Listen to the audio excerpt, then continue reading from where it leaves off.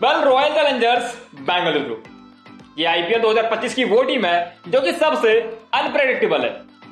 And सबसे कमाल भी है। एंड रॉयल चैलेंजर्स बेंगलुरु की टीम सबसे कमाल एंड अनप्रेडिक्टेबल क्यों है, वो भाई साहब बेंगलुरु ने आईपीएल 2025 में सभी को बतला दिया एंड कह दिया कि भाई साहब इस टीम को तो हमारे ऑनर प्रेडिक्ट नहीं कर पाते, तो भाई साहब आप कहां से करोगे। मतलब जिस आरसीबी की टीम को अपने घर के मैचेस जीतने में मौत आ रही हो, भाई साहब वो आरसीबी की टीम अपने अवे के सभी मैचेस काफी इजीली जीत रही है। एंड इस चीज को देखने के बाद हर कोई ये कह रहा है कि भाई साहब ये आरसीबी की जो टीम है वो वाकई में बेहद ही कमाल की टीम है, क्योंकि किसी भी टीम के लिए होम मैचेस इजी होते हैं। बट भाई साहब आरसीबी के लॉजिक में ये चीजें हमें उल्टा देखने को मिलता है। आरसीबी के लिए होम मैचेस नहीं बल्कि अवे मैचेस इजी नजर आते हैं। मतलब जो आरसीबी की टीम अभी तक आईपीएल 2025 में होम के एक भी मैच नहीं जीती हुई है, भाई साहब उस आरसीबी की टीम ने अवे के सभी मैचेस जीते हुए हैं। मतलब पहले ईडन गार्डन में कोलकाता को हराया एंड देन इसके बाद 17 सालों के बाद चेन्नई को चेपॉक में हराया, मुंबई को वानखेड़े में 10 सालों के बाद हराया एंड अब राजस्थान रॉयल्स को जयपुर के मैदान में हराया। एंड रॉयल चैलेंजर्स बेंगलुरु ने यह कह दिया कि भाई साहब हमारे लिए सभी मैचेस अवे ही क्यों नहीं रख देते हो, मतलब हमें होम ग्राउंड वाले मैचेस खेलने ही नहीं है। खैर अगर हम इस मैच की बात करें तो इस मैच में पहले बल्लेबाजी करी राजस्थान रॉयल्स की टीम ने एंड बेंगलुरु के सामने उन्होंने 173 रन बना दिए, जिसमें सबसे बड़ी पारी हमें यशस्वी जायसवाल के बल्ले से देखने को मिली। उन्होंने इस मैच में 47 गेंदों में 75 रनों की पारी खेली, जो कि राजस्थान की तरफ से सबसे बड़ी पारी रही। हालांकि अगर मैच की बात करें तो मैच की तरफ से भी सबसे बड़ी पारी रही एंड इस पारी में उन्होंने 10 चौके एंड 2 छक्के जड़े एंड इस बीच उनका स्ट्राइक रेट 160 के आसपास का रहा, जो कि भाई साहब सबसे खराब रहा।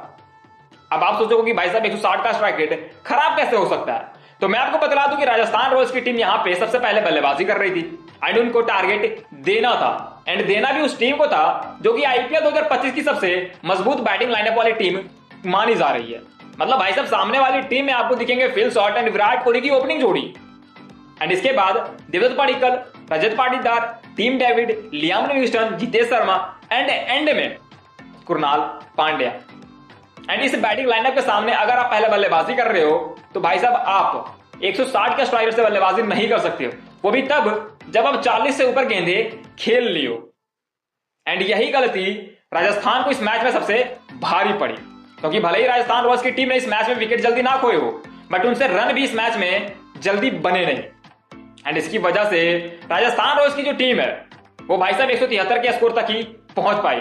एंड वो तो भला हो ध्रुव जुरैल का, जिन्होंने एंड में आके राजस्थान रॉयल्स के लिए कुछ रन बना दिए। मतलब अगर उनकी पारी की बात करें तो 23 बॉलों में उन्होंने 35 रनों की पारी खेली। हालांकि स्ट्राइक रेट उनका भी बेहतरीन नहीं रहा, बट उन्होंने एंड के 2 ओवर में कुछ अच्छे शॉट्स खेले एंड जिसकी वजह से राजस्थान की जो टीम है वो घिसते पीटते 173 के स्कोर पे पहुंच गई। हालांकि उनकी बल्लेबाजी की तरफ से अगर बात करें तो हमें समझ में ये नहीं आ रहा है कि भाई साहब वो हेडमायर को इतनी लेट मैदान में भेज क्यों रहे हैं। मतलब भाई साहब आपने उनको टीम में रखा है बल्लेबाजी के लिए एंड हम सभी को पता है कि भाई साहब वो जो है वो काफी तेज खेलने वाले प्लेयर हैं, बट इसके बावजूद राजस्थान की जो टीम है वो उनको पहले बल्लेबाजी करने के लिए भेज ही नहीं रही है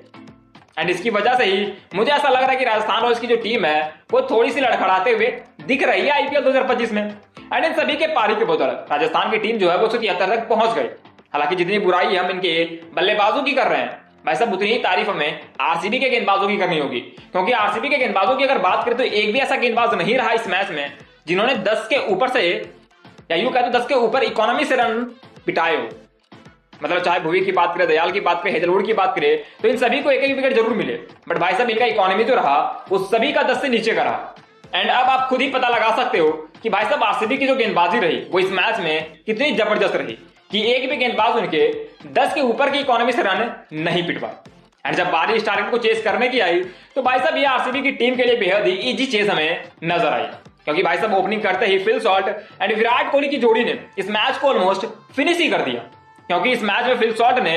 33 गेंदों में 65 रनों की पारी खेल डाली, वो भी बहुत ही विस्फोटक अंदाज में। मतलब जिस पिच को कहा जा रहा था पहले इनिंग के बाद कि भाई साहब ये बहुत ही स्लो पिच है, उस पिच पे ऑलमोस्ट 200 के स्ट्राइक रेट से फिल शॉर्ट ने बल्लेबाजी करी एंड मात्र 33 गेंदों में 65 रन ठोक दिए, जिसमें 5 चौके एंड 6 छक्के शामिल रहे एंड इस बीच उनका स्ट्राइक रेट 197 का रहा। एंड इसके बाद विराट कोहली ने भी इस मैच में अपना हाथ खोल दिए एंड उन्होंने इस मैच में 45 गेंदों में 62 रनों की पारी खेली, जिसमें 2 छक्के एंड 4 चौके शामिल रहे एंड विराट कोहली ने इस 50 के साथ ही एक बहुत ही बड़ा रिकॉर्ड अपने नाम कर लिया एंड वो रिकॉर्ड है 50s का शतक। एंड ऐसा करने वाले वो एशिया के पहले खिलाड़ी हैं जिनके नाम 100 से ज्यादा 50+ स्कोर T20s में दर्ज हैं।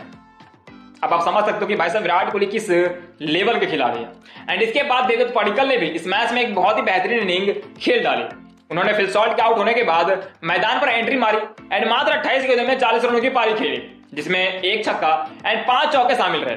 एंड इस बीच उनका स्ट्राइक रेट ऑलमोस्ट 142 का रहा। एंड इन सभी के पारी के बदौलत आरसीबी की जो टीम रही वो राजस्थान के इस टारगेट को मात्र 17.3 ओवर में कंप्लीट करके